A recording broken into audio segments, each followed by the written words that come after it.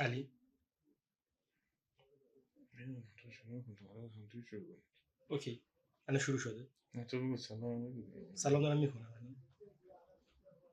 خب علی قصد نداره برنامه رو ما شروع کنه، مشغول انگشت زدن به دارم ماین میکنم، مزاحم نشو. موبایلشه. کره شدن ملت. سلام، بعد از مدت ها برگشتیم با یک وارشتاک دیگه. قرار بود زودتر برگردیم، حالا یه سری اتفاقات افتاد. حالا مهم نیست.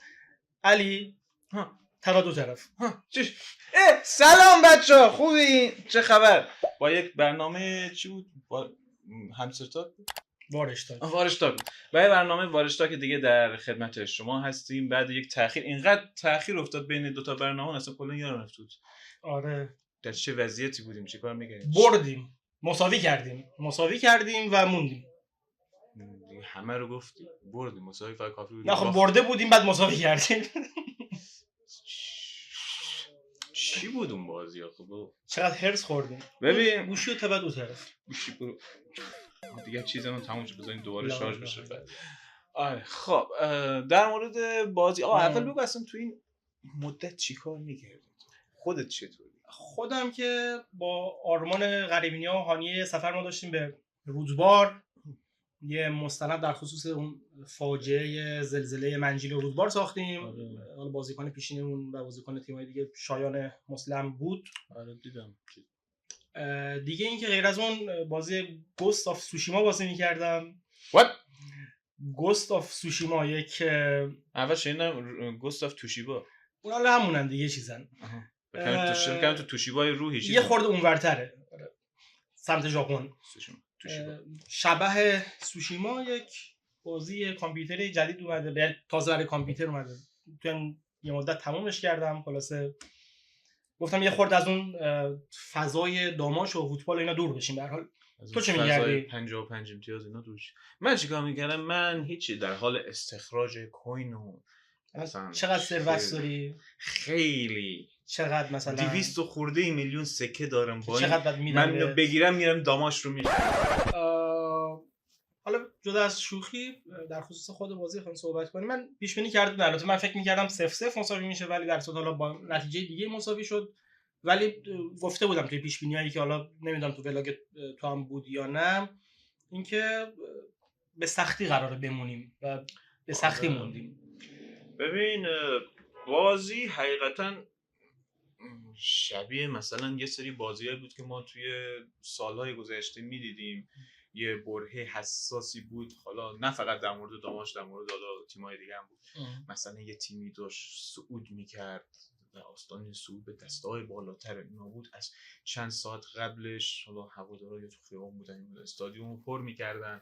یه جو عجیبی بود و واقعا حالا اگه مثلا فکر کنم سکوی روبرو اگه بود، چه جمعیت وحشتناکی، چه جو خوفناکی میشد. هم بازی هم خیلی طوفانی شروع شد. یعنی تو اون یه رو اول ما 3 تا گل داشتیم. آره اول یه گل زد و few moments later گل خورد، دوباره چند لحظه دوباره گل زد و حالا بعد گل دوم که نزد. آره بعد گل دوم داره خود بازی آرومتر شد. نیمه دوم تا یه خورده حمله رو شروع کردیم، یه پنالتی گرفته شد، حالا یه خورده وسط شلوغ پلوغ انداختن بازیکن‌های سایپا. پنالتی هم حالا ابراهیمی خراب کرد و بلافاصله یک دقیقه هم حالا فکر کنم گذشت اون بر سایپا گل زد و دوباره نگرانی‌های ما شروع شد. و اون بازی همزمان هم که دقایق آخر چه گلی نزد. بازیکن باول. یه قسمت خوب اونور سود چادرملا این بود که اون گلی که یه جورایی کمک کرد ما بمونیم و اونور بازیکن سابقمون زد، علی عیازاده زد. امیدوارم که حالا اینکه اون تیمشون هم رفته لیگ برتر همونجا بمونه، اونجا به پیشرفت فوتبالیش خودش هم لیگ برتر بمونه. آره پیشرفت فوتبالیش کمک کنه. و خلاصه از اون برم دقیقه 93-4 باول گل نزد، ما شانس آوردیم. خودمونم که حالا دیگه بعد اینکه پنالتی گل نشد بر اونا گل زدن دیگه زیاد سایپا توان حمله به اون صورت نداشت، شاید نمیخواستی براش، مهم نبود اصلا. و به حال مساوی شد. ما یه چند لحظه وایسادیم هی داریم چک می‌کنیم نتیجه تموم بشه لامصب. بازی خودمون هم تموم شد، هنوز نمی‌رسیم چی شد. گچ ساران تموم شده، تو چرا تموم نشدی هنوز؟ این بازی آخر دین تموم شد دیگه. دیدیم نمونهش هم نداشتیم علی فکر می‌کنم.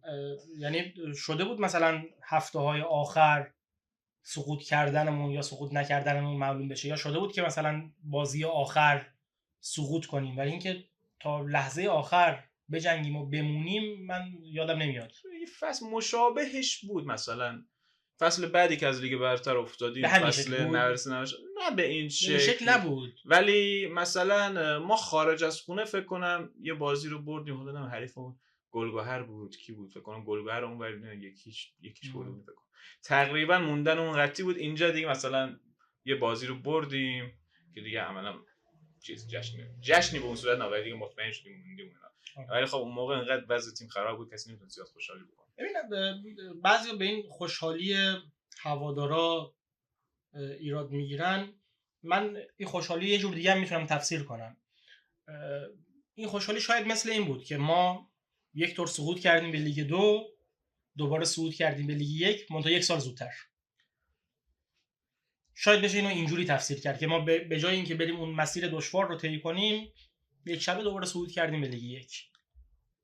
ببین من به شادی کردن هوادارا نمیتونم ایراد بگیرم، چون به هر حال خیلی فصل سختی بود و به هر حال اون بار سنگینی که از روی دوششون برداشته شد، فکر کن مثلا بلافاصله بعد این اتفاق دوباره تیم بیفته پایین، دوباره اون دردسرای سابق. میدونی که لیگ 2 دیگه اصلا قتلگاهه، هر چقدر از دسته‌های پایینتر دورتر باشه بهتره. میدونم که بچه‌ها خیلی سختی کشیدن، به هر حال با همشون با در ارتباط میدونیم چی به چی، و حالا فشاری از دوش همه برداشته شد، ما همه خوشحال بودیم. ولی خب من اون تمی که توسط بقیه ایجاد شد و دوست نداشتم.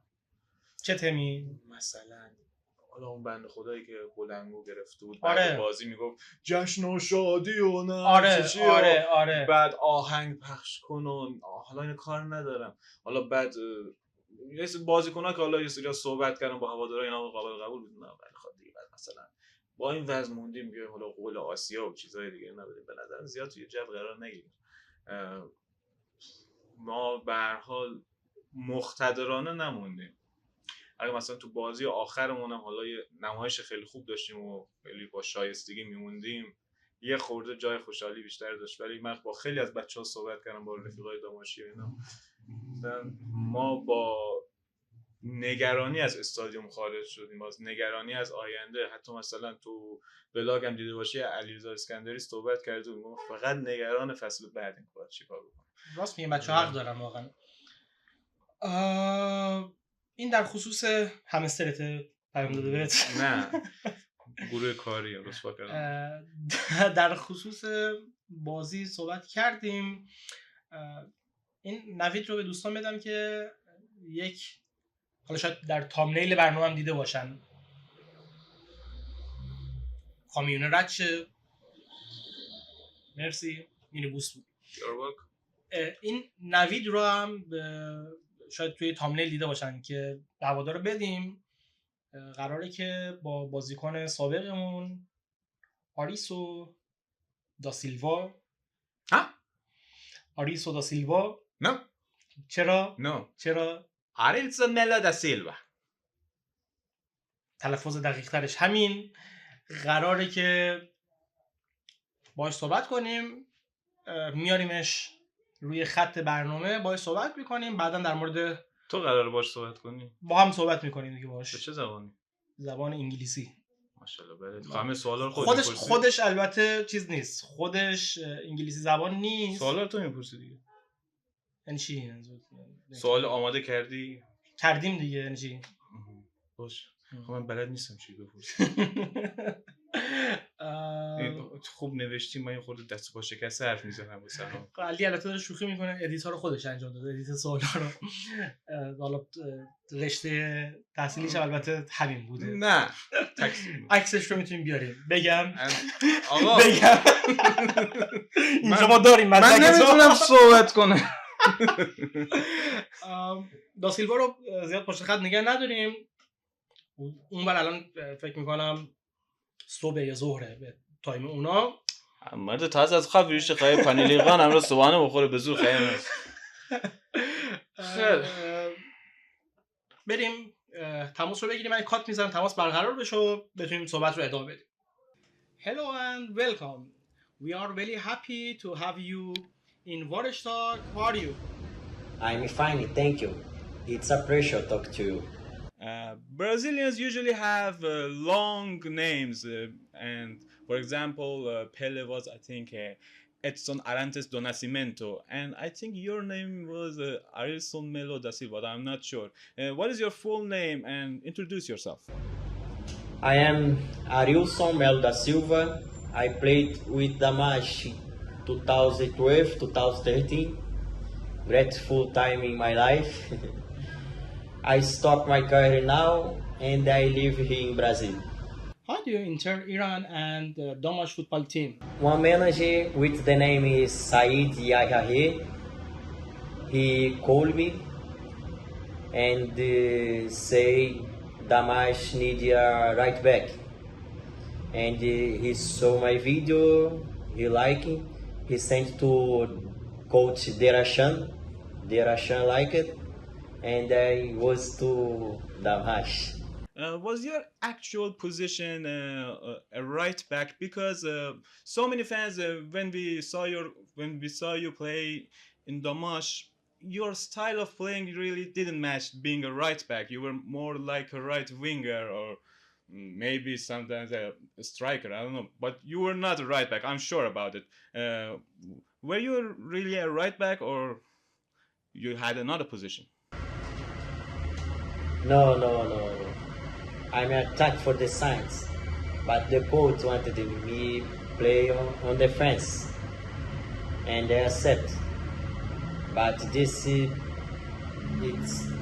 was not good because I don't give my full football, and the fans don't show the best football. Please tell us about your life in Rasht. It was a great experience. I live with my wife. We didn't have any problem.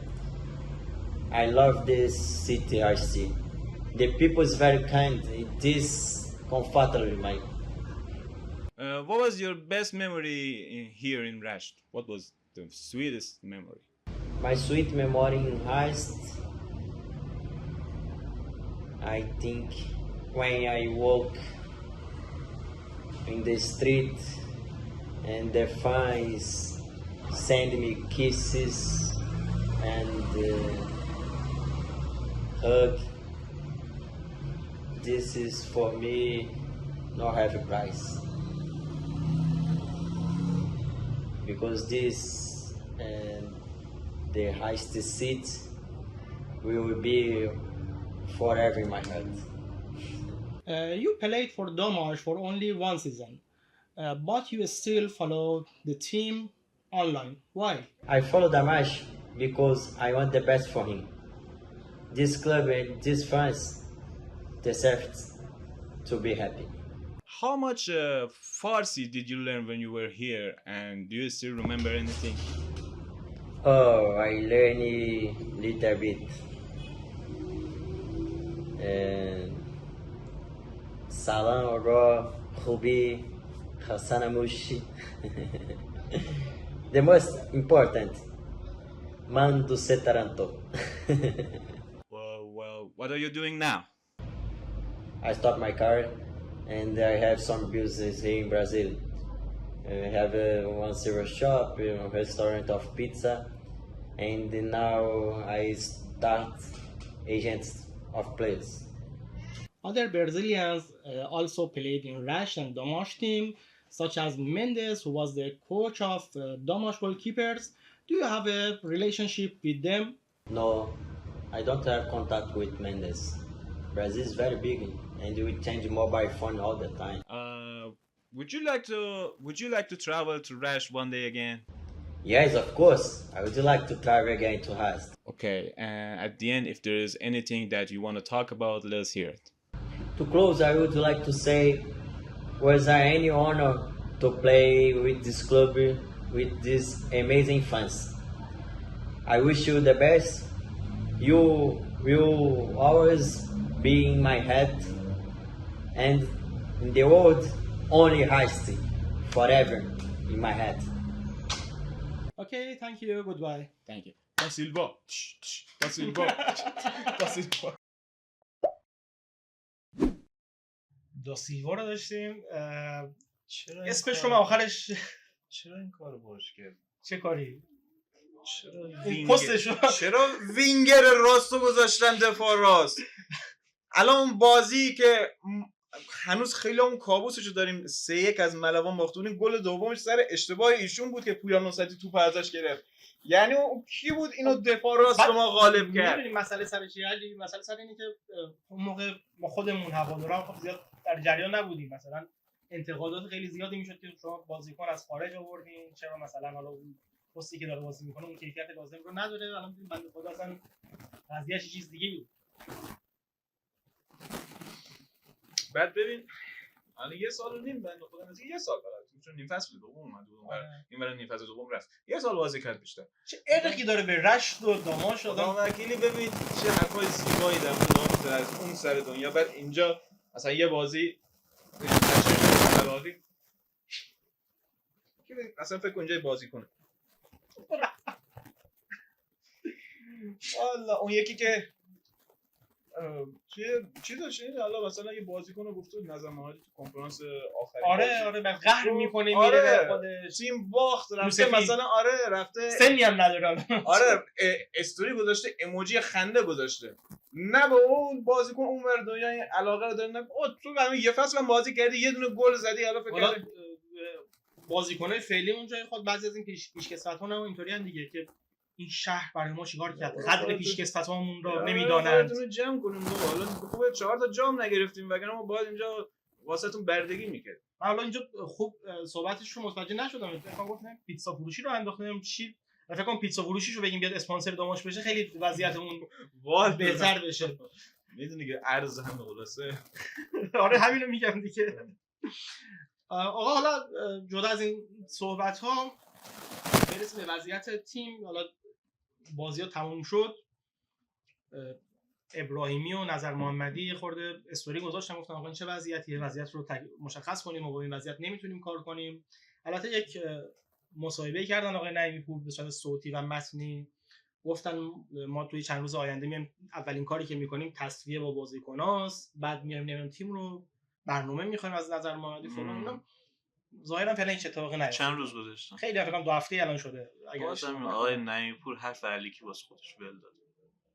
حالا آقای آرمان هم گویا یه التیماتومی بهشون داده بودن که توی 10 روز اگر واقعا این کاره هستید تشریف بیارید خب تیم رو دست بگیرید، اگر نه واقعا حیفه و این کار رو نکنید که اتفاق خاصی ظاهرا نیفته. ما الان حتما پیگیری میکنیم این قضیه رو.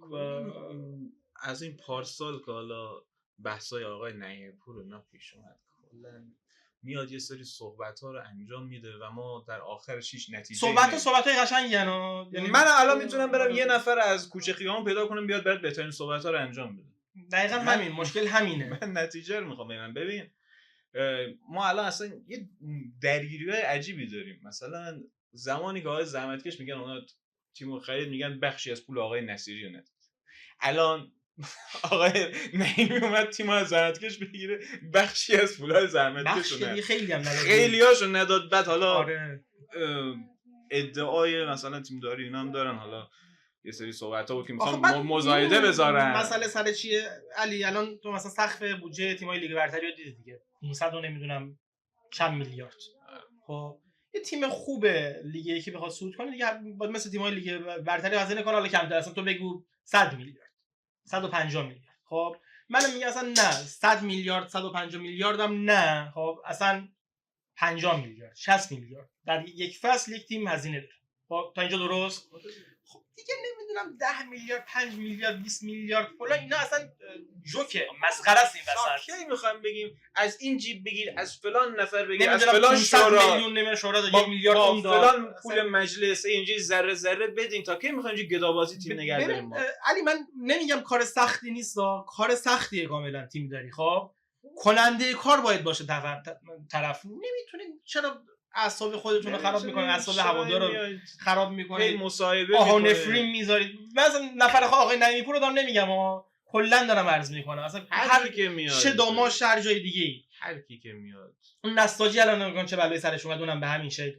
حالا صحبت از نساجی شد، اینو من تو قسمت اول برنامه یادم رفت بگم. قبل از اینکه مصاحبه داشته باشیم.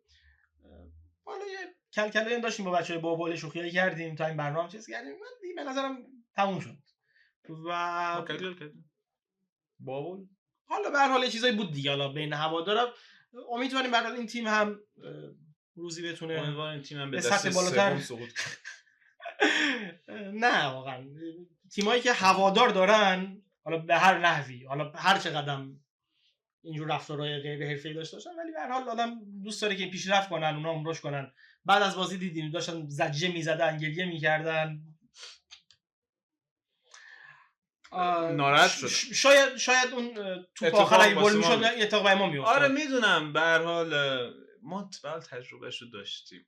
آره. ولی خب ببین یه چیزی باید همیشه مد نظر داشته باشیم توی فوتبال.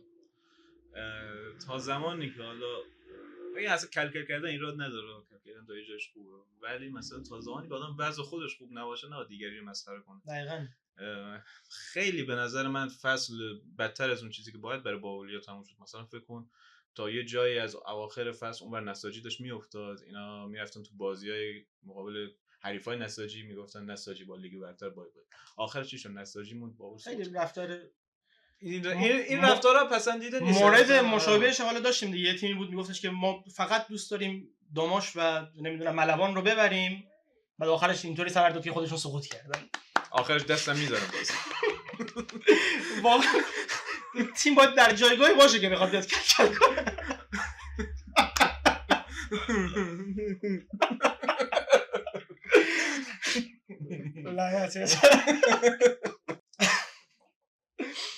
عرضم به خدمتت که اینطور وضعیت تیم به هر حال الان که داریم صحبت میکنیم، الان که این برنامه قرار منتشر بشه، وضعیت جالبی نیست، وضعیت بیخبریه.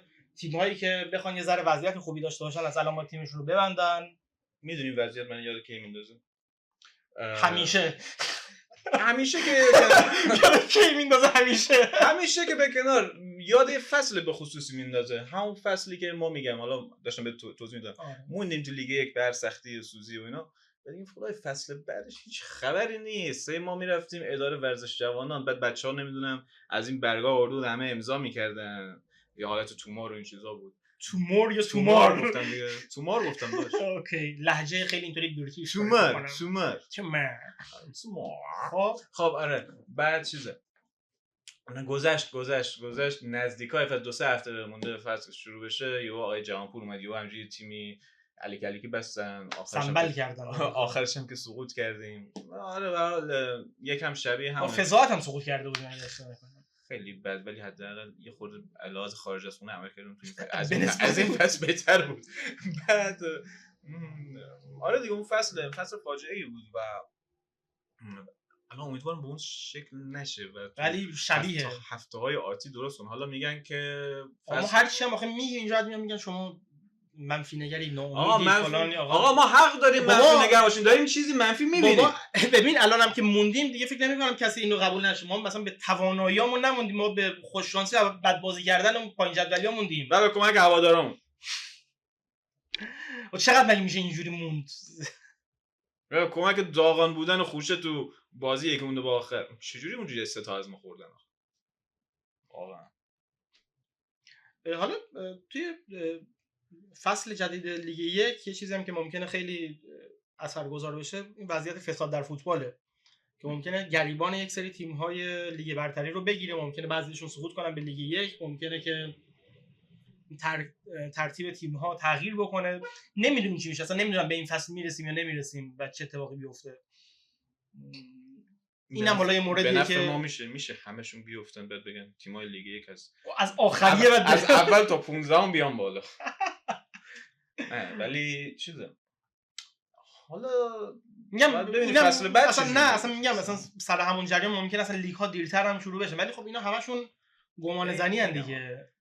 تجربه ثابت کردیم داستانا یه جای خفه میشه تموم میشه میاد. آخه میشه انقدر فساد بزرگه، واقعا امیدوارم این دفعه تا تهش پیش بره. ببین فساد انقدر بزرگه این چیزی که حالا ما شنیدیم اینجوریه که یکی دو تا تیم رو هم حتی اگر سقوط بدن باز همون ماسمالی محسوب میشه. بحث من اینه، یعنی در ساده ترین حالتش من احساس می‌کنم یکی دو تا تیم سقوط بکنن. من فکر کنم در مثلا بخوام واقعا احتمالاً اون قضاوت اصلی رو انجام بدم، حکم اصلی رو بدم، باید تمام افراد فوتبال برن. آره که اصلا یه انگار لیگ ها باید ریستارت بشن.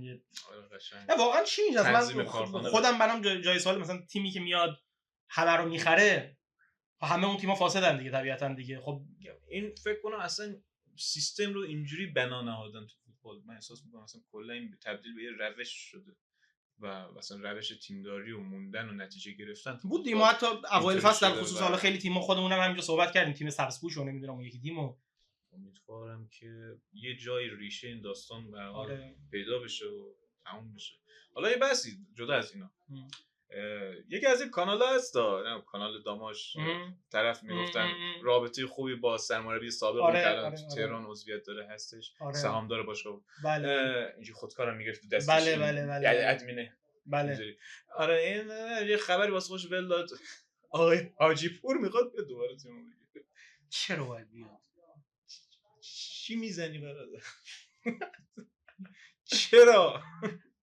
یک مطالبی آدم میخونه و میبینه، آدم مغزش سوت میکشه. منبع به جان من. منبع آب یخسازی. جان خودم راست میگم. منبع. حالا البته تو این فوتبال عجیب ما هیچی بعید نیست. البته بگم علی، این وجود این مدل پیج ها، این مدل کانال ها چیز عجیبی نیست. یعنی اون زمانی که تیم سقوط میکنه این پیج ها فله‌ای از بین میرن. ما لیگ 2 بودیم، خب کی مگه پیج خودمون بودیم با یه پیج مثلا باشگاه. پیج باشگاه گفتم راجعش صحبت میکنیم. هر چی تو میای بالا، ما مثلا روزی لیگ برتر بریم 30 تا از این پیجا قرار داشته باشیم. هوادار مایی که باید باهوش باشه. پیجای هواداری به کنار، ما بدبخت شدیم با این پیجایی که مالکای داماش میذارن. آره من همین رو می‌خواستم بگم. ظاهرا اتفاقی که افتاد، حالا قبل از اینکه این حواشی مالکیتی و اینا پیش بیاد، در واقع پیجی که در اختیار باشگاه قرار گرفته بود به عنوان پیج اصلی، در واقع از باشگاه گرفته شد. توسط کی؟ توسط مازیار اصغرزاده، روابط عمومی اسبق. چون پیج رو به گفته خودش به امانت داشت، یه قراردادی هم داشتن بین هم، قرارداد مکتوب. پیج رو گرفت، گفتش که تا وضعیت مالکیتی مشخص نشده پیج رو در اختیار خودم میمونه، بعد به حالا اون روابط عمومی هر کی که مالک بود تحویلش میدم، باز دوباره با یک قرارداد مشخصی. چرا باید در اختیار اون بمونه؟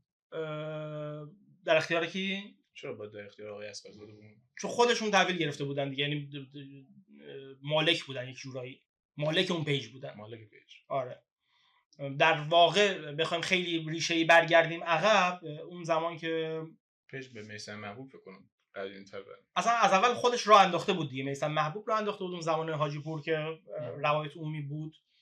بعد اون زمان که امتیاز تیم در واقع از بین رفت، این پیج اون موقع به آقای اصغرزاده داده شد به عنوان یک شخص حقیقی در واقع. پس الان داماش آفیشال عملاً مثلا یه پیج غیر رسمی شد.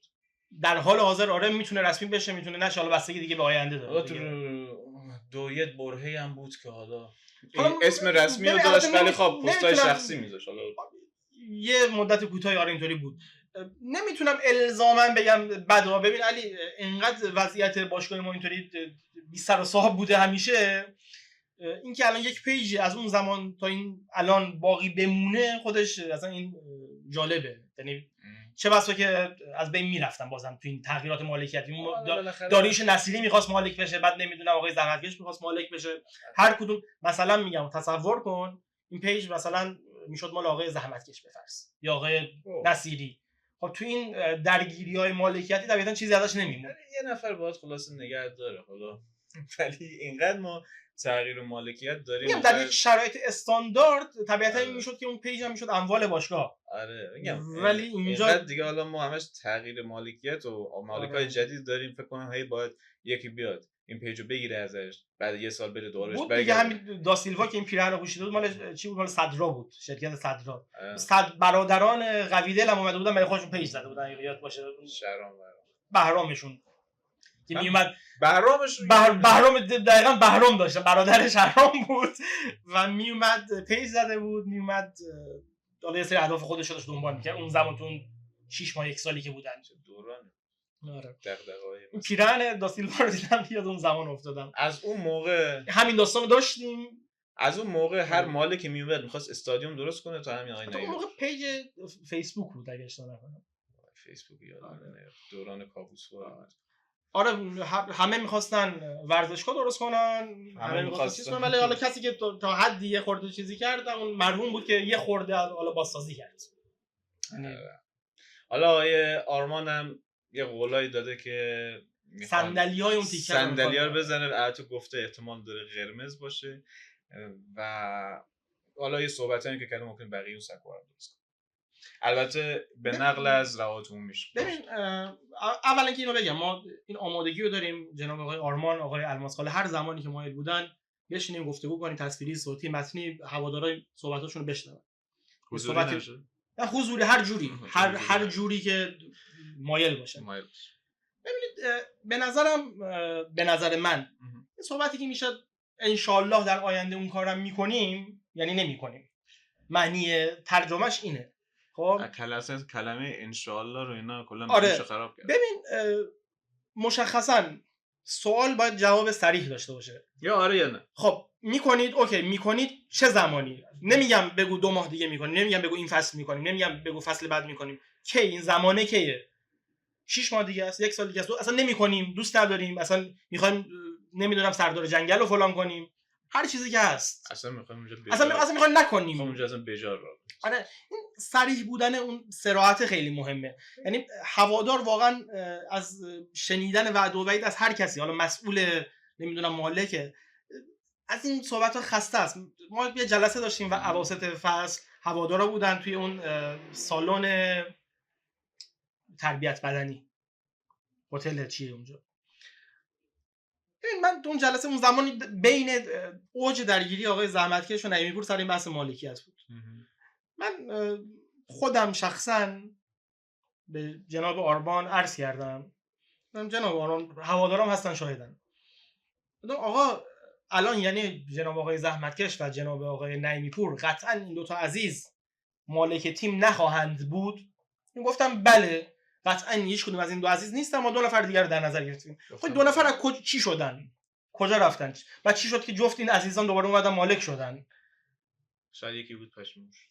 خب اوکی نکن این سر این شاید ها من هوادار نباید برم پیگیری کنم، خودشون باید به قطعیت برسن و بگن که قطعا یکی از این. نه اون موقعی که من سوال کردم میتونستم بگم نه هنوز معلوم نیست، شاید بیاین، شاید به تعهداتش عمل نکنن، نمیخواستن کسی رو ناامید بکنن. خب این درست نیست دیگه. آره دیگه مثلا میدونم حالا قصدشون مثبته، میخوان قوت قلب و این چیزا بدن، ولی خب وقتی چیزی میگه انجام نمیشه برداشت مردم یه جوری میشه. مثلا یه جمله‌ای بود که میگفت اون دروغ در واقع راستگویی تلخ، حرف درست تلخ خیلی بهتر از دروغ شیرینه. خیلی اوقات وضعیت رو بدونه آقا اینیم. مثلا میگم مثلا حالا میگم نه مثلا ما مالک نداریم، تیم وضعیتش اینه، نمیدونیم هم باید چیکار، اصلا نمیدونیم. این میشه اینو بگن دیگه. اصلا میگم اصلا که ما مثلا یه گلی به سرمون بگیریم، یه دنبال یه راه حلی باشیم، مثلا با واقعیت مواجه بشیم. بعد اون صحبتایی که حالا آره. در مورد به مزاید موندن تیم آره. شد، اصلا هیچ خبری از تیم نیست. اصلا نه تایید شده نه تکذیب شده. حالا جالبه این وسط یه بنده خدایی من دیروز دیدم توی گروهی گفت علیرضا جهانبخش اومده گیلان، چرا یه سر نرفت دفتر باشگاه سر داره مگه بره پیش بچهای داماش. عزیز دل من دفتر باشگاه کجاست؟ اما خودمون میخوایم بریم کجاست؟ تیم کجاست؟ همه بازیکنان قراردادشون تموم شده، تیم کجاست؟ با کی میخواد؟ مربی نیست، تیم نیست، با کی میخواد ملاقات کنه؟ من الان نمیگم مثلا خیلی طرفدار علیرضا جهانبخشم، ولی نه اصلا به عنوان یک نفر یا آدم کسی نیست، باشگاهی نیست، بازیکنی نیست.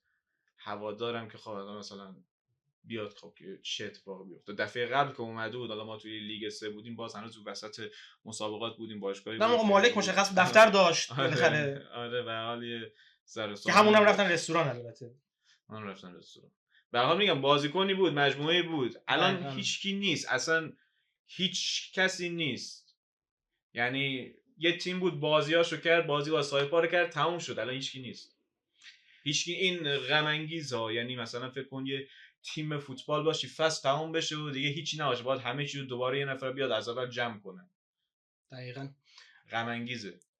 علی جان صحبت رو دیگه کوتاه کنیم. حالا اگر پایان بندی داری بگو، اگر نه که فکر کنم برنامه جزء طولانی ترین برنامه شد. من فقط خودم به شخصه این رو بگم که برنامه وارشتاک با فرم فعلی آخرین قسمتشه.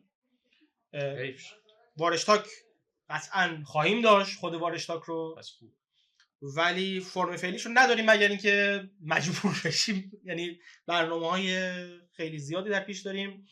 سعی می‌کنیم که برنامه‌مون هم کاربردی‌تر بشه هم سرگرم کننده‌تر. خسته نباشید همگی. بالاخره موندیم با هر بدبختی و مشقت و وضعیت داغان و حرفای الکی و 55 امتیاز نرسیدن و با هر چیزی خلاصه موندیم. فقط این وسط میشه گفت خسته نباشید گفت به هوادارا. چند امتیاز گرفتیم کلا؟ چند تا شد؟ 30 شد. میگن تیم‌ها باز آدم مغزش سوت میگیره. میگن تیم‌ها میخوان بمونن از هر بازی میگن یه امتیاز باید بگیرن. خب میگن یه امتیاز نگرفتیم.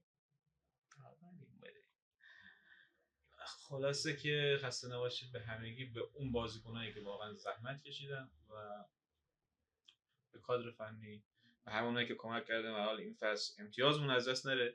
امتیازمون توی لیگ 1 موند ولی هیچی مشخص نیست، هیچ کس نیست، هیچ کس هیچ مسئولیتی به عهده نمیگیره، نمیدونیم داریم به کجا میریم، فقط داریم میریم و امیدوارم که خبرهای خوشی بیاد تو روزهای آینده. فعلا ما ولی حتما پستای جداگانه‌ای میذاریم در خصوص این وضعیت تیم. و درست ممکنه که به شکل وارشتاک نباشه ولی حتما به هر حال وضعیت تیم رو به اطلاعتون میرسونیم. دیگه وارشتاک نداریم احتمالاً تا اول فصل، قبلش برنامه‌های دیگه حتما قبل شروع اولین بازی انشالله. و امیدوارم که تیم بهتری داشته باشیم فصل بعد و امیدوارم برای رتبه‌های بالاتر بجنگیم و امیدوارم وقتی وسط فصل رسیدیم به حرفی که الان دارم میزنم نخندم و موفق باشید. البته جنبه مثبت ماجرا رو بخوایم در نظر بگیریم اینه که شاید تیم خوبی هستیم و خواستیم به حرف تو بخندیم. اینم حرف قشنگه. در صورت اگه بدی دیدین بدونین حقتون بوده، اگه خوبی دیدین بدونین حتما اشتباه شده. تا فصل بعد شما رو به خداوند بزرگ می‌سپارم. منم ازتون خداحافظی می‌کنم و امیدوارم که فصل بعد خیلی دوره برای وارشتاک دارم. آره برای وارشتاک که میشه فصل بعد ولی ما هستیم. پلاس رو خروش. مخلص شما. خداحافظ.